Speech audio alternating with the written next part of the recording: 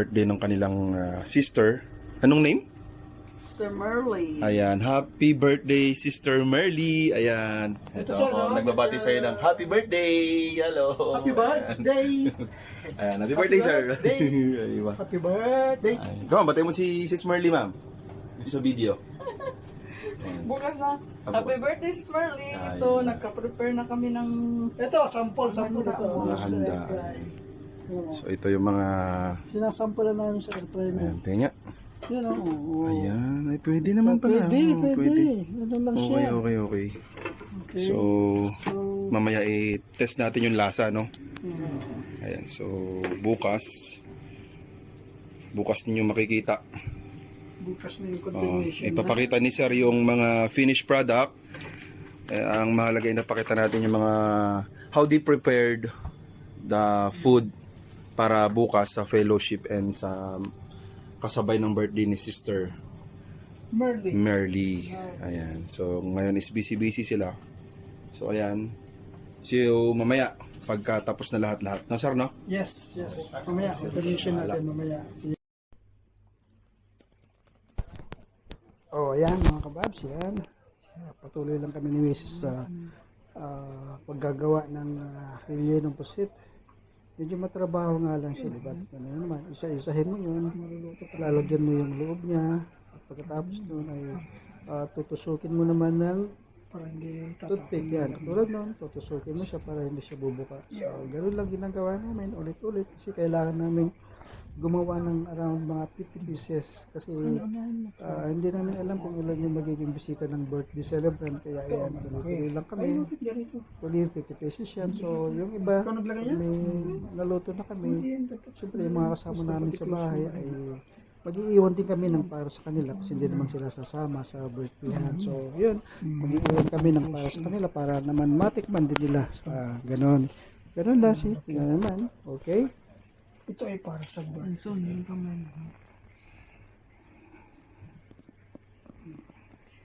Lock mo siya naman. So ngayon ay nag-prepare pa kami. Ito yung ringinong pusit. Meron siyang meat, na grind meat. At ito naman yung kinalaman namin ay mga gulay. Consists of carrots, onions, bell pepper, at ito na siya. Yan. Yung isa, mayroong meat na palaman, at saka ito. Okay. So, marami pa kaming gagawin. Ito ay para sa birthday ng aming kapatid na Sister Ate Merle. Yan. Pag lahat, binabati ko ang aming kapatid nito sa kanyang karawan para bukas. Kaya yan, tuloy pa rin ang ating preparasyon para bukas. Yan. Okay. Ang tabayan nyo lang, matatapos na kami. Siguro mga 12. Okay mga kababs, yes. Time check, it's already 5 AM in the morning. Yan. Nagpiprito kayo ng isda. Sikreto yan para hindi tatalsik. Merong kaunting harina. Diba? Ito yung luto sa talong. So, prito, hindi siya tumatalsik kasi meron siyang harina.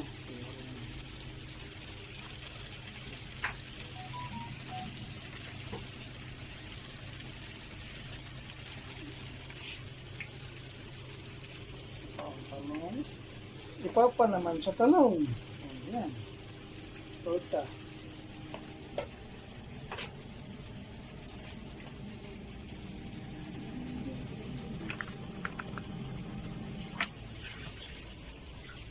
Wow, pusit. So yummy.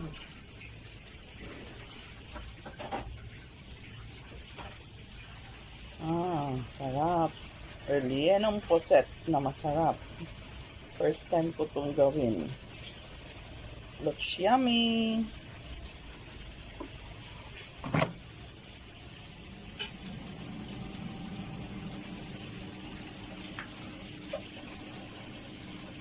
Tinataas mo siya na yan. Tinataas mo na. Pero hindi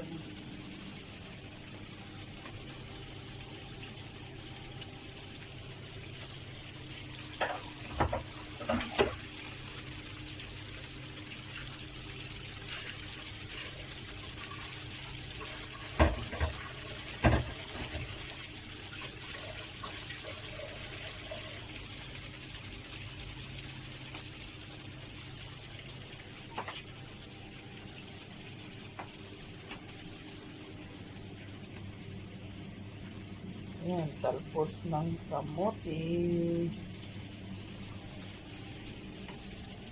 Talong para ituhin. Tapos may okra, ilaga. Ayan.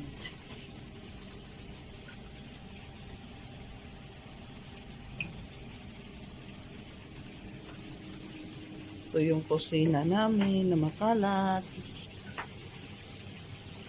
Time check is 6 a.m. in the morning. We are busy preparing our foods.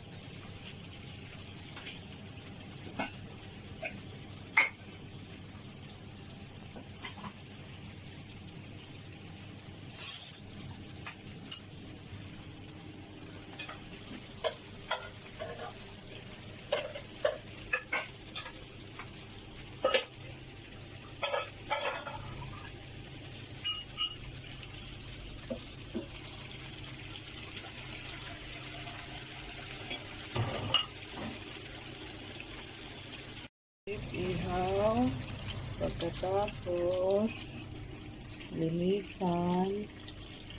Yan, Tortang talong. Yan. linisan. Tapos ang linisan, ilagay dito. Tapos, yan. Tapos lagyan ng dinaling. Tapos ito doon. Yan. Lapit na tayo magkaroon ng finished product.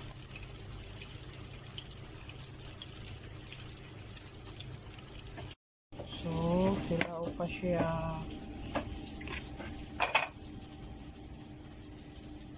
Hilaw pa.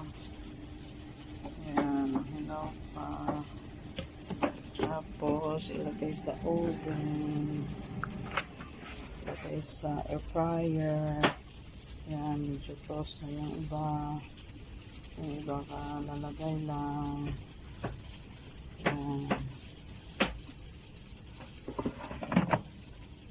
Tapos, ito na yung mga finished product. Ready to eat na. Yan, ready to eat na yan. Yummy, yummy. Yummy, yummy. Tapos ito naman, yan, ihaw talong. Ihaw talong, ganyan siya. Tapos, lagyan lang. Tapos yan, ito na yung finished product. Ready to eat na. Yan, tortang talong.